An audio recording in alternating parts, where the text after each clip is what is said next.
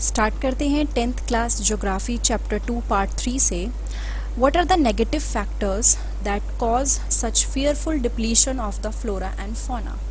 ऐसे कौन से नेगेटिव फैक्टर हैं, ऐसी कौन सी चीज़ें हैं जो इन फ्लोरा यानी प्लांट्स एंड फौना यानी एनिमल्स को इतने बुरे तरीके से इतने बड़े लेवल पे डिप्लीट कर रही हैं, ख़त्म कर रही हैं।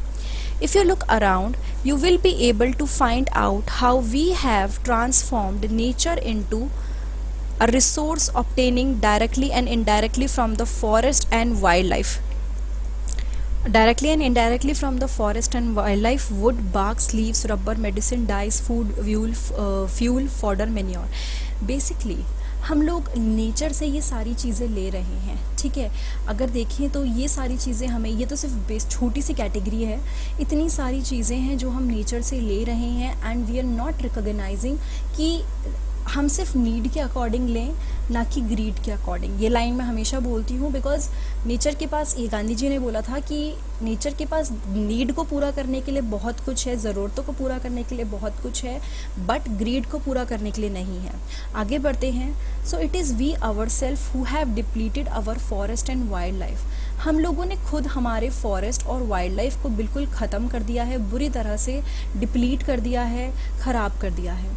The greatest damage inflicted on Indian forest was during the colonial period due to the expansion of the railways, agriculture, commercial and scientific forestry and mining activities।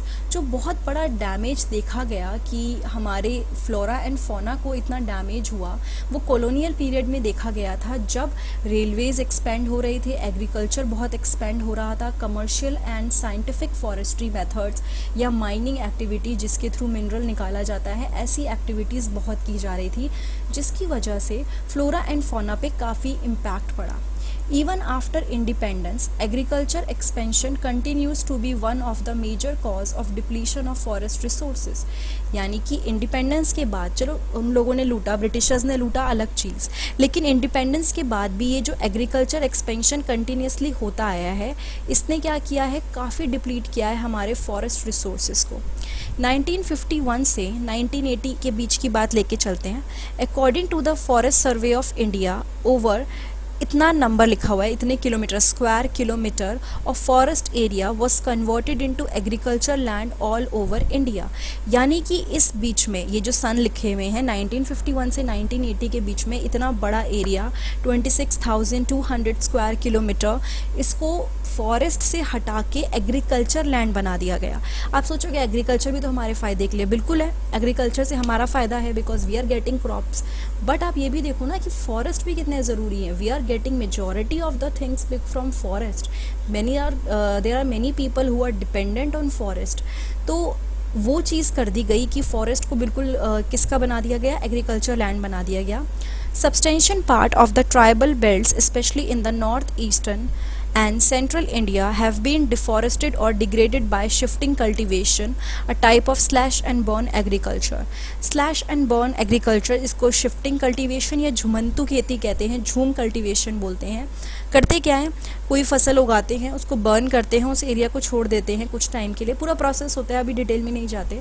उसकी वजह से क्या होता है, जो एरिया होता है ना, वो ख़राब हो जाता है। अब एक चीज़ है कि उसको अगर बहुत टाइम के लिए छोड़ा जाए तो वो रिकवर हो जाता है, बट अब क्या करने लग गए लोग कि ज़्यादा टाइम के लिए भी नहीं छोड़ रहे, जल्दी जल्दी उसके ऊपर खेती करने लग गए। तो ये भी काफ़ी डैमेजिंग चीज़ है बिकॉज उस पार्ट को पूरी तरह से बर्न कर देते हैं। नाउ एक छोटा सा आर्टिकल है, are colonial forest policies to be blame. जो उस टाइम पे बनी थी फॉरेस्ट पॉलिसीज़, जब ये सब थे, तो क्या वो हम उनको ब्लेम करना चाहिए कि उन पॉलिसीज़ की वजह से इतना डैमेज हुआ। हमारे कुछ इन्वायरमेंटल एक्टिविस्ट जो इन्वायरमेंट के कामों के लिए काम करते हैं, उन्होंने बोला say that the promotion of few favoured species in many parts of India, कुछ स्पीसीज़ को फेवर किया गया, उनको उगाया गया, उनको बहुत ज़्यादा उनके मतलब उगाने पे फोर्स किया गया, has been carried through the ironically termed enrichment plantation in which a single commercially valuable species was extensively planted and other species eliminated। हुआ क्या, जो काम की स्पीसीज़ थी, जो बहुत ही कमर्शियली वैल्यूएबल स्पीसीज़ थी, उसको तो प्लांट किया गया, उसको तो खूब अच्छे से मतलब उगाया गया, बाकियों को इग्नोर कर दिया गया। और ये क्यों होता था, क्योंकि जो उस टाइम पे लोग थे जो बाहर से आए थे, जो ये पूरा कब्जा करके बैठे थे, they were getting benefit from those species. उन लोगों को कुछ पर्टिकुलर स्पीसीज से बेनिफिट मिल रहा था तो वो खूब अच्छे से उसको उगा रहे थे, ठीक है। For instance, teak monoculture has damaged the natural forest or in South India and chir pine plantation in the Himalayas have replaced the Himalayan oak। यानी कि एग्जाम्पल दे रखा है कि ये दो स्पीसीज़ बता रखे हैं कि टीक से क्या हुआ है और चिर पाइन से क्या हुआ है, बाकी जो स्पीसीज़ हैं उनको तो बिल्कुल इग्नोर कर देते हैं और कुछ काम की स्पीसीज जो होती है उनको उगाने पे फोर्स किया जाता है या फोकस किया जाता है। Large scale development project have also contributed significantly to the loss of forest। ये जो development project होते हैं इसकी वजह से forest को काफ़ी loss होता है। 1951 में over 5000 square kilometer of forest were cleared for river valley projects। यानी कि इतने forest को हटाया गया था, river जो ये डैम वगैरह बनते हैं, अलग अलग तरह की चीज़ें होती है, इनके लिए क्या किया गया, forest को clear कर दिया गया। Clearing of forest is still continuing with projects like the Narmada Sagar project in Madhya Pradesh, which would inundate 40,000 hectares of forest। Inundate मतलब बिल्कुल ख़त्म कर देगा। ये जो प्रोजेक्ट है ये इतना ज़्यादा अमाउंट में जो फॉरेस्ट है हेक्टेयर्स में, इसको बिल्कुल डिस्ट्रॉय कर देगा। एक और चीज़, माइनिंग, जब हम मिनरल वगैरह को निकालने के लिए माइनिंग करते हैं, ज़मीन को खोदते हैं, उसके लिए भी पेड़ों को काटा जाता है। तो ये माइनिंग भी एक ऐसा फैक्टर है जिसकी वजह से डिफॉरेस्टेशन बहुत हो रहा है, पेड़ों को बहुत काटा जा रहा है। The Buxa Tiger Reserve in West Bengal is seriously threatened by the ongoing dolomite mining। वहाँ पे डोलोमाइट की माइनिंग के लिए काफ़ी ज़्यादा उस डोलोमाइट की माइनिंग से वहाँ का जो पूरा इन्वायरमेंट है, जो वहाँ का फॉरेस्ट वगैरह एरिया है, वो बहुत डिस्टर्ब हो चुका है। नेचुरल हैबिटेट जो है कई स्पीसीज़ का वो डिस्टर्ब हुआ है। उसके अलावा जो माइग्रेशन होता था, कई एनिमल्स माइग्रेट करते थे, उनका जो रूट था माइग्रेशन का वो बिल्कुल ब्लॉक हो चुका है। जैसे कि एक एग्जांपल दे रखा है, ग्रेट इंडियन एलिफेंट माइग्रेट करते थे, एक जगह से दूसरी जगह जाते थे, but because of that dolomite mining उस एरिया में वो भी ब्लॉक हो गया है। Many foresters and environmentalists hold the view that the greatest degrading factors behind the depletion of forest resources are grazing and fuel wood collection। और जो factors हैं जो कई लोगों को लगता है, कई इन्वायरमेंटलिस्ट को लगता है, जिसकी वजह से फॉरेस्ट पे काफ़ी नेगेटिव इम्पैक्ट पड़ रहा है, वो है ग्रेजिंग, यानी कि चराना। जितने भी लाइफ स्टॉक्स होते हैं वो जब चरने जाते हैं फील्ड पे, that is called grazing. And fuel wood collection, अलग अलग पर्पज़ के लिए, जलाने के लिए या डिफरेंट पर्पज़ के लिए जब वुड को कलेक्ट किया जाता है फ्यूल पर्पज़ के लिए, तो उसको फ्यूल वुड कलेक्शन बोलते हैं। Though there may be some substance in their argument, yet the fact remains that a substantial part of the fuel fodder demand is met by lopping rather than by felling entire trees। तो कुछ चीज़ें हैं जो ध्यान देने की है, जैसे कि जब फ्यूल फॉडर कलेक्ट करते हैं, पत्तियों को कलेक्ट करते हैं, तो पूरा का पूरा पेड़ नहीं काटते हैं, कुछ ब्रांचेस काटे जाते हैं जिसको लॉपिंग बोलते हैं। तो ये तो फैक्ट है कि फ्यूल वुड की डिमांड के लिए या फिर लकड़ियों की डिमांड के लिए कभी भी ऐसा नहीं करते हैं कि एक बार में सारे पेड़ काट दिए, बिल्कुल ही पूरा एरिया क्लियर कर दिया। उनकी ब्रांचेस को काटा जाता है, लॉपिंग की जाती है। तो ये बट फिर भी काफ़ी हद तक डैमेज तो होता ही है।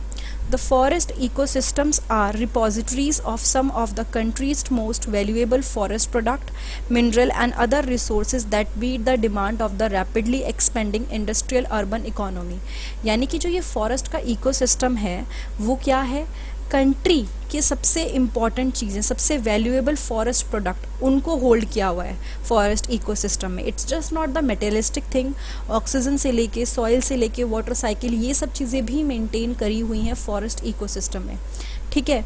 और दूसरी चीज़, अब जो ये इंडस्ट्रियल अर्बन इकोनॉमी है, इंडस्ट्रीज़ के बूस्ट होने की वजह से, अर्बनाइजेशन होने की वजह से, लोगों के शहरों में बसने की वजह से ये फॉरेस्ट पे और बाकी रिसोर्सेज पे काफ़ी नेगेटिव इम्पैक्ट हो रहा है। These protected areas thus mean different things to different people and therein lies the fertile ground for conflict। तो ये जो protected areas है, ऐसा नहीं है कि हम सोच रहे हैं कि प्रोटेक्ट करना ज़रूरी है तो सब यही सोचते हैं, because everyone have their own reason. अगर किसी से हम बोलेंगे, किसी इंडस्ट्रियल से कि हमें पेड़ नहीं काटने, तो वो खुद आपको एक रख देंगे कि नहीं हमें ज़रूरत है, बिकॉज वी नीड लैंड, हमें और लोगों को भी तो पूरा करना है। तो there are many arguments over this, बहुत सारे कॉन्फ्लिक्ट हो सकते हैं, बट ये फैक्ट है कि ह्यूमन एक्टिविटीज़ ने काफ़ी हद तक डिस्ट्रॉय कर दिया है। एक और यहाँ पे आर्टिकल है, इसको भी पढ़ लेते हैं। Himalayan you in trouble. The Himalayan yew, that is Texas Valenciana, is a medicinal plant found in various part of Himachal Pradesh and Arunachal Pradesh. तो ये प्लांट कई जगह पे मिलता है हिमाचल प्रदेश और अरुणाचल प्रदेश में. एक केमिकल कंपाउंड जिसको टेक्सोल बोलते हैं वो इस ट्री की बाग से, ट्विग से या रूट से निकाला जाता है एंड ये कैंसर्स को ट्रीट करने के लिए यूज़ होता है. नाउ ये जो ड्रग है वो सबसे बड़ा biggest selling anti cancer drug है वर्ल्ड में. अब ये स्पीसीज अंडर थ्रेट है, मतलब इसको खतरा है. क्यों? बिकॉज ओवर एक्सप्लॉयटेशन हो रहा है. उसको कैंसर की मेडिसिन बनाने के लिए बहुत ज़्यादा यूज़ किया जा रहा है. लास्ट 1 डेकेड में जो 10 साल गए हैं, thousands of yew trees have dried up in various part of Himachal Pradesh and Arunachal Pradesh. यानी बिल्कुल सूख गए हैं, ख़त्म हो चुके हैं. और ये कुछ फ़ोटोज़ हैं, आप देख सकते हैं कि लीफ लिटर कलेक्शन हो रहा है. जो पत्तियाँ गिरी हैं उनका कलेक्शन हुआ है. जो ट्राइबल वुमेन हैं जो फॉरेस्ट से उनको सामान मिला है उसको बेच रही हैं. और tribal girls bamboo saplings use कर रही हैं नर्सरी में, ठीक है, साइलेंट वैली में. लास्ट पैराग्राफ इसको भी पढ़ लेते हैं. Habitat destruction, hunting, poaching, over-exploitation, environmental pollution, poisoning and forest fires are factors which have led to the decline in Indians' biodiversity. अब एक बार आपको बता देती हूँ सबका मतलब. Habitat destruction we all know, जब हम किसी लिविंग ऑर्गेनिज्म के हैबिटेट को नुकसान पहुँचाएं. अगर हम किसी फॉरेस्ट में रोड बनाना चाह रहे हैं, वहाँ से कुछ लेना चाह रहे हैं, तो हम वो हैबिटेट ख़राब कर रहे हैं. हंटिंग वही एनिमल्स को मारना, पोचिंग इलीगल तरीके से एनिमल्स को नुकसान पहुंचाना उनकी चीज़ों के लिए, जैसे कि हाथी के दांत के लिए या राइनो के वन हॉर्न के लिए या टाइगर की स्किन के लिए. So that is called poaching. Over exploitation, ज़्यादा यूज़ करना. इन्वायरमेंटल पोल्यूशन, हमें पता ही है पोल्यूशन होता है. Poisoning and forest fires. Forest fires भी 2 तरीके से लगती हैं, नेचुरल या तो फिर मैन मेड, ठीक है. तो इन सब की वजह से इंडियन डाइवर्सिटी को बहुत नुकसान हुआ है. कुछ इंपॉर्टेंट कॉज जो हैं इन्वायरमेंटल डिस्ट्रैक्शन के वो हैं unequal access, inequitable consumption of resources and differential sharing of responsibility for environmental wellbeing. मैं एक चीज़ बताना चाहूँगी कि यहाँ पे इक्वल या इन अनइक्वल की बात नहीं हो रही है, यहाँ पे बात हुई है इनइक्विटेबल की, ठीक है. अनइक्वल भी बोला गया है कि सबको बराबर का एक्सेस नहीं है. हर कोई जिसको ज़रूरत है वो उसके पास वो चीज़ नहीं पहुँचती, जिसके पास बहुत ऑलरेडी है उसके पास वो चीज़ें पहुँच रही हैं. तो अनइक्विटेबल होता है यानी कि अगर हमें जिसको जैसी ज़रूरत हो हम उसको चीज़ों को वैसे डिवाइड करें तो उसको हम इक्विटेबल बोलते हैं, ठीक है, कि हमने इस तरीके से शेयर कर दिया. बट वही सेम पॉइंट कि अगर किसी के पास कोई चीज़ ज़्यादा है और हम उसी को दिए जा रहे हैं तो that is not equal division. चाहे हम उसको इक्वली डिवाइड करना चाहते हो बट उस पर्सन को इसकी ज़रूरत नहीं है तो हमें उसको देने की ज़रूरत नहीं है. So these are the things that are also causing damage and responsible हैं ये इन्वायरमेंट का डिस्ट्रक्शन के लिए. ओवर पॉपुलेशन सबसे इम्पॉर्टेंट पॉइंट, यानी कि पॉपुलेशन ज़्यादा होना. अब जो कंट्रीज़ हैं वहाँ पे इतनी ज़्यादा पॉपुलेशन है कि ग्रोइंग पॉपुलेशन की डिमांड को फुलफ़िल करने के लिए हम लोगों को ज़्यादा से ज़्यादा रिसोर्स यूज़ करने पड़ रहे हैं and that is one of the reason कि अब ज़्यादा एक्सप्लॉयटेशन होने लग गया है. However, an average American consume 40 times more resource than an average Somalian. तो यहाँ पे लिखा है कि एक अमेरिकन पर्सन 40 टाइम्स ज़्यादा रिसोर्स यूज़ करता है एक एवरेज सोमालियन से. सिमिलरली जो रिचेस्ट 5% ऑफ इंडियन सोसाइटी हैं कॉज मोर इकोलॉजिकल डैमेज, यानी वो ज़्यादा नुकसान पहुँचाते हैं इकोलॉजी को, इन्वायरमेंट को, because of the amount they consume than the poorest 25%. एक एग्जाम्पल ही दे लेते हैं. अगर एक गांव है जहाँ पे किसी को पानी नहीं मिल रहा है, उसको पूरे दिन में कहते हैं ना 2 बाल्टी पानी मिल रहा है, एंड देन अगर आप मूव करो किसी अर्बन एरिया में किसी बहुत ही रिच पर्सन के घर पे, you will see they will be taking shower. तो आप खुद देख सकते हो कि वो जो एक रिच है वो बाकी के हिस्से के बहुत सारे जो लोग जिनके पास अभी तक रिसोर्सेज नहीं है वो चीज़ कंज्यूम कर रहे हैं. So this all comes under inequitable and every distribution. The former shares minimum responsibility for environmental wellbeing, यानी कि जो रिच पॉपुलेशन है, चाहे यहाँ पे एग्जांपल अमेरिकन का दिया हो या नॉर्मल उसका, वो लोग ज़्यादा रिसोर्सेज यूज़ करते हैं and they are not taking the responsibility of the environmental wellbeing, यानी वो ध्यान नहीं दे रहे. The question is who is consuming what from where and how much. तो कौन कितना कंज्यूम कर रहा है, कहाँ से कर रहा है और किस तरह से कर रहा है. एक और ये वाला बस पैराग्राफ है. Do you know that over half of Indian natural forest are gone. 1/3 of its wetland drained out, 70% of its surface water bodies polluted, 40% of its mangroves wiped out, and with continued hunting and trade of wild animals and commercially valuable plants, thousands of plant and animal species are heading toward extinction. यानी ये सारी चीज़ें बताई हैं कि जो already हो चुकी हैं. इतना यानी आपका वेटलैंड एक्चुअली वो एरिया होता है जहाँ पे जो एक इंटरमीडिएट एरिया होता है बिटवीन लैंड एंड वाटर. तो वो पूरी तरह से लैंड भी नहीं होता, बट एक ऐसा लैंड होता है जिस पे पानी भरा रहता है और सीजनली वो बढ़ता या कम होता रहता है. तो वेटलैंड भी बिल्कुल ख़त्म हो चुके हैं, बट वो इसलिए इम्पॉर्टेंट है बिकॉज वहाँ बायोडाइवर्सिटी बहुत मिलती है. वाटर बॉडीज़ पॉल्यूटेड हैं. मैंग्रोव्स जो एरिया आपके सी वगैरह के पास दिखने को मिलता है वो प्रॉपर वाइप्ड आउट हो चुका है. ठीक है, काफ़ी हद तक 40%. एंड कई स्पीसीज जो कमर्शियली वैल्यूएबल हैं they are on the verge of extinction. So the destruction of forest and wildlife is not just a biological issue. The biological loss is strongly correlated with the loss of cultural diversity. सिर्फ biologically उससे बात नहीं करते. अगर कोई species biologically ख़त्म हो रही है, एक्सटिंक्ट हो रही है, तो उसका असर कल्चरल डाइवर्सिटी पे भी आता है. इसके बारे में हम पढ़ते हैं कैसे. Such losses have increasingly marginalized and impoverished the many indigenous and other forest-dependent communities who directly depend on various components of the forest and wildlife for food, drink, medicine, culture, spirituality, etc. कई ऐसे लोग हैं जो urban areas में नहीं रहते हैं. They live in forest, they live near the forest and they are completely dependent on forest.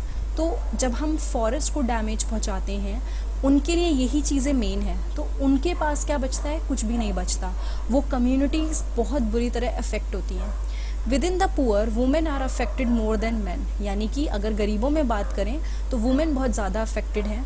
कई सोसाइटीज़ में women bear the major responsibilities of collection of fuel, fodder, water and other basic substance needs. यानी कि ये कई जगहों पे women की responsibility है कि फ्यूल इकट्ठा करना है, लकड़ियाँ इकट्ठी करनी है, पत्ते इकट्ठे करने हैं, पानी लेके आना है.